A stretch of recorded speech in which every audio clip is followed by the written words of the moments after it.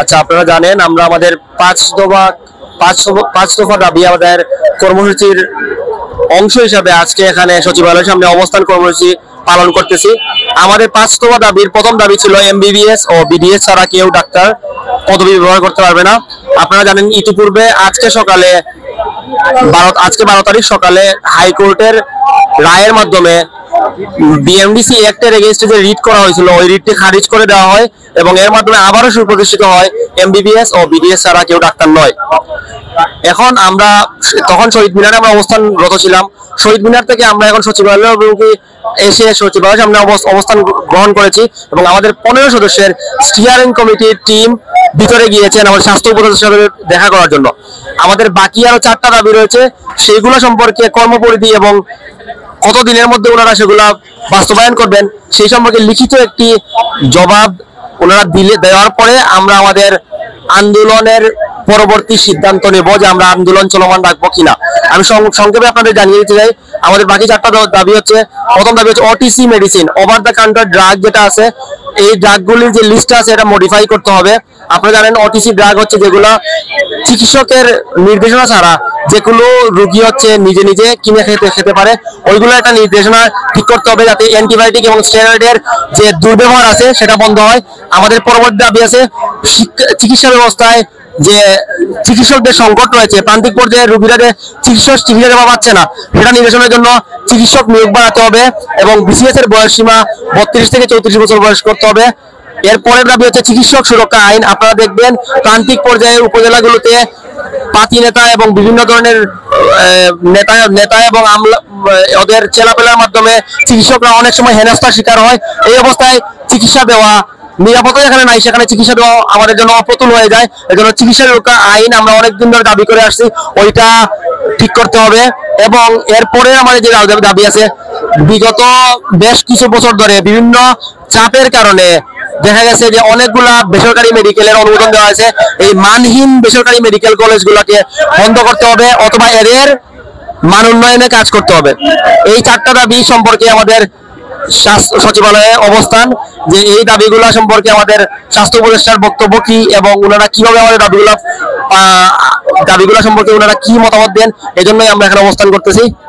এবং সকালে আপনাদের একটি বড় দল কিন্তু আমরা দেখেছি যে শহীদ মিনারে কিন্তু আন্দোলন চালাচ্ছে, পরক্ষণে কিন্তু আমরা দেখতে পেলাম যে আপনাদের একটি বড় দাবি মেইন দাবি ছিল তারপরে আমরা যখন দেখতে পাই যে এই দাবি মেনে পরে কিন্তু আপনাদের অনেকেই কিন্তু মাঠ ত্যাগ করেছে, তারপরেও আপনাদের একটি দল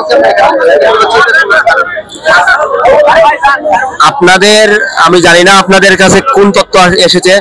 শহীদ মিনারে আমরা অবস্থান করতেছিলাম, আমাদের এই আন্দোলন পরিচালনা কোনো একটা দল বা গোষ্ঠীর মাধ্যমে হচ্ছে না, এটা পুরো মেডিকেল সমাজের পক্ষ থেকে ন্যাশনাল স্টিয়ারিং কমিটি গঠন করা হয়েছে। প্রত্যেক মেডিকেল কলেজ থেকে সদস্য সিলেক্ট করার মাধ্যমে ন্যাশনাল স্টিয়ারিং কমিটি গঠন করা হয়েছে।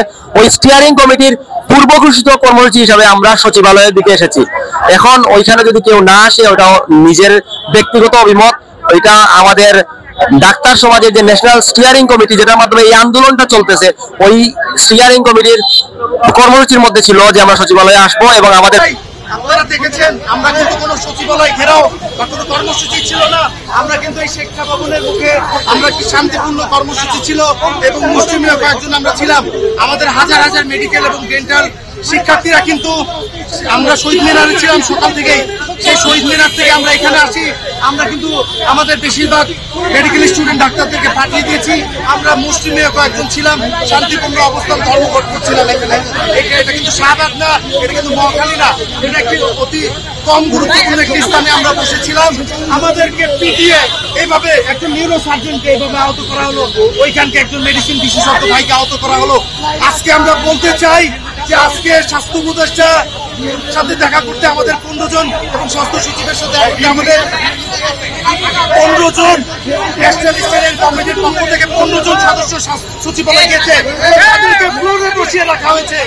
তারা একজন বিসিএস এফসিপিএস ডাক্তার এখন পুলিশ এইভাবে আহত করেছে। আমরা কঠোর বাংলাদেশের ইতিহাসে আমরা কঠোর কর্মসূচিতে যাব।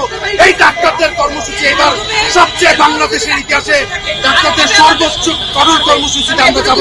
আমরা ভর্তুকি করতে পারি এবং কোন পুলিশকে আমরা সিএমএইচ হাসপাতাল, পুলিশ হাসপাতাল, এসব হাসপাতাল আছে, প্রত্যেক হাসপাতালে doctor, medical officer, senior doctor, consultant সবাইকে বলে দিতে চাই এই পুলিশ ভাইদেরকেও যাতে চিকিৎসা না দেয় সেটা আমরা নিশ্চিত করব এবং যারাই চিকিৎসা দিবে তাদের আমরা চিকিৎসক সমাজ থেকে বয়কট করব। এইভাবে দেখেন পুলিশ তো নিজস্ব কোনো সিদ্ধান্ত পারে না, তাদেরকে ঘুরতে হবে, তাদেরকে বলা হয়েছে। পুলিশ ডাক্তার তাদেরকে